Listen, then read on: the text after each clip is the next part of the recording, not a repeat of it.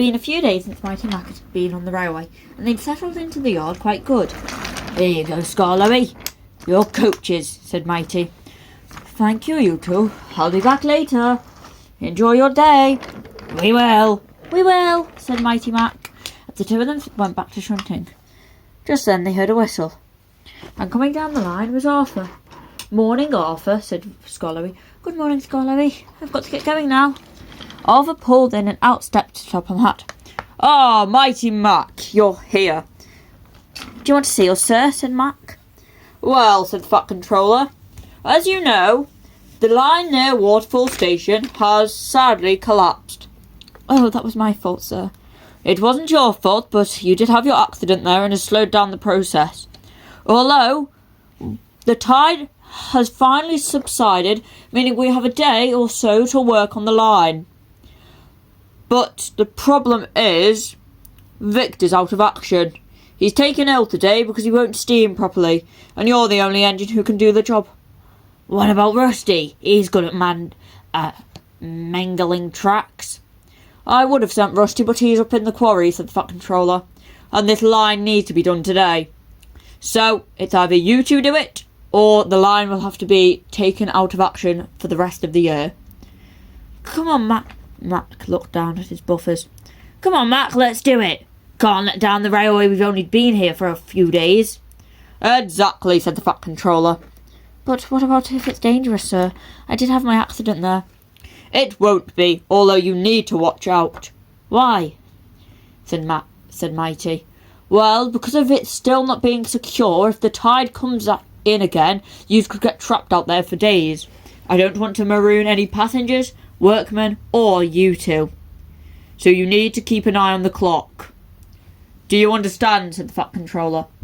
Yes, sir. Yes, sir." "Great. I will see you lot later," and the Fat Controller stepped back into Arthur. "Bye, you two," smiled Arthur as he puffed away. Mighty Mac sighed. "Come on, Mac, let's get going." "Oh, but Mighty, I can't." "What do you mean you can't?" "We have to for the Top and Hat." "I don't want to. That was the line I fell down, remember? What if it happens again? What if I get washed out to sea?" "How about this? I'll go in the front and you can stay behind. Meaning that it's less work for you, you just have to keep an eye on the clock. Deal?" "Okay." "Right, let's get going or we're never going to make it," said Mighty as he set to work. Mighty Mac soon had the supplies ready and were on their way. "Come on, Mac. Only a little further and we'll be there." I don't know if I can do this." "Yes, you can. Come on," said Mighty as the two of them pulled. Trouble began though. As Mighty Mac headed down, Mac panicked. He looked over. I can't do it, Mighty." He applied his brakes. Mighty jolted to a stop. "Mac, we have to shunt the trucks down the line and switch tracks. The workmen aren't going to pick themselves up, are they?" Just then they heard a whistle. Hiro applied his brakes. "Whoa! Sorry, guys. I have to take this route now." "Why?" said Mac. "Normally you take the one past the pond," said Mac as he trailed off. "Well, my friend, apparently it's dangerous for us to go over there without side plates. Someone sent a complaint in. Bit silly if you ask me. Too many turns for these trucks." "Oh, well, we'd be moving if it wasn't for Mac." "Mac, what's the problem?" said Hiro. I'm scared, Hiro. I'm going down the line I crashed at before." "Oh, I know what it's like to deal with something like that." "Why?" "Well, when I go down the forest, I feel like I'm going to get stuck there. I know I wouldn't, but still nerve-wracking." "Well, can you give him some words to let him move? We're going to be late otherwise." "Just do it, Mac. Nothing bad will happen, and if you get stressed, close your eyes and think of your happy place." Mac sighed. But before he could think of his happy place, Mighty managed to pull free. "Whoa, let's go." "Thanks, Hiro, I guess." "Come on, Mac, we're going to be late." "What a funny engine," said Hiro as he rolled away with his stone train. Flora was waiting in the station with the workmen. Mighty Mac pulled in. "Sorry we're late." Mac had a bit of a panic of sorts. "Well, thank goodness you're here.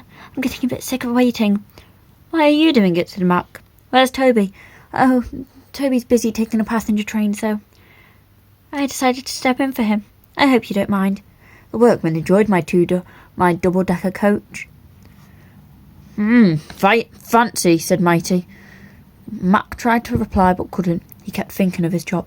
All right, all the workmen are on. Come on, Mighty. Come on, Mac. Let's go, said Mighty, as Mighty Mac rolled away. Flora sighed. They're funny engines, aren't they, she said, as she rolled away. Mighty Mac started to climb the hill.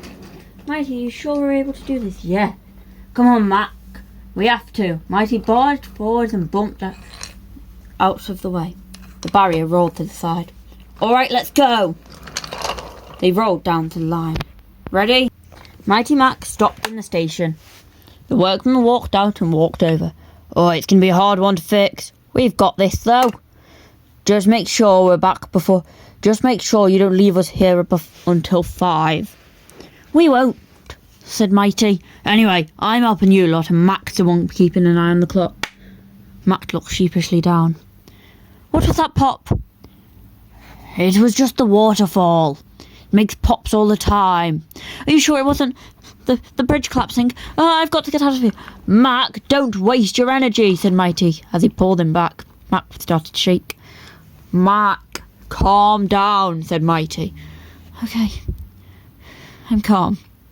Right, you two start work and we'll wait here.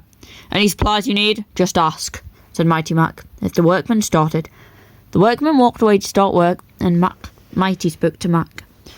Mac, the only job I have you to do is to fix and keep an eye on the clock.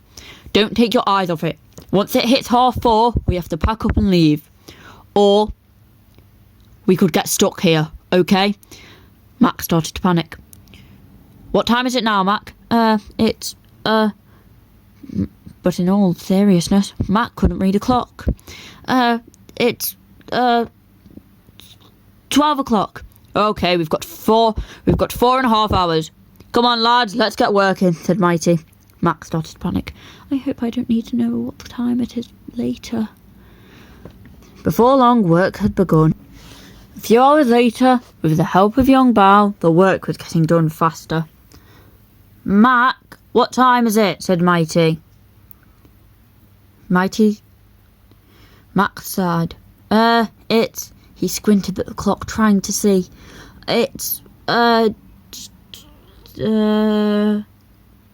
just tell me the time, said Mighty. We've not got time to waste. 2 o'clock, burst out Mac. All right. 2 hours left. We can do this, guys. But Mac didn't know if it was the right time. He squinted at the clock again as it clicked. Oh, I don't know, whispered Mac. I'm going to get us stuck, aren't I? Or just, once I say 4, we can leave. That's fine. I wonder how long an hour actually is. I can hear you mumbling, said Mighty. We've got to start work. Come on. Mumbling doesn't fix lines. Mac sighed. I understand, he chuckled. Let's get to work. The track was getting ready to be placed in. All right, Mac. We got to just move back a little bit, said Mighty. What time are we on? Mac looked at the clock. The clock said it was 4:45, but Mac thought it said it was 3.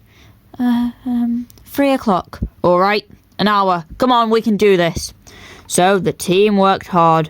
With a pull and a shove, the line wobbled in. But before it was fully secure... Do you guys hear that? Said young Bao. It sounds like rushing water. I hear that too. Then Mighty looked down. Water was starting to seep in. Mac, are you sure it was 3 o'clock? It looked like the tide started to come in.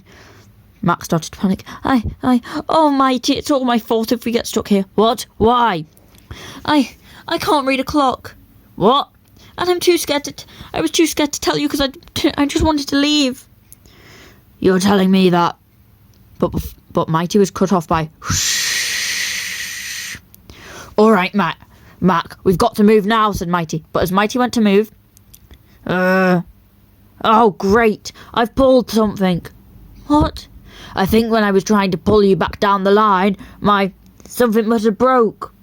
I can't move. It's up to you, It's up to you, Mac, screamed Mighty. But Mac started to panic. Remember what Hiro said. What was it? Think of a happy place. Think of a happy place. Mac started to panic. Come on, Mac, you've got this, said Young Bao. I'll try and see if I can stop the water, said Young Bao, with sandbags. Young Bao placed a temporary barrier, but it wasn't going to work. And with one gust of water, the barrier flew off. Quickly, you two, move! Mighty Mac panicked, and Mac darted forward. Come on, Mac, you're doing it. But as he got to the bridge, there was trouble. It's too heavy for me to pull, he said. Mac pushed with all his might. The truck wobbled. Come on, said Mac. And then, with one last heave, Mac pulled himself over the tracks. The workmen and Mighty cheered loudly. You did it, Mac, you did it, said Mighty. Well done, said Young Bao as he rolled down. Quickly, we'll have to leave this till the next tide's in. As Young Bao quickly rolled away, Mighty Mac smiled. You did it, Mac, said Mighty. I did it.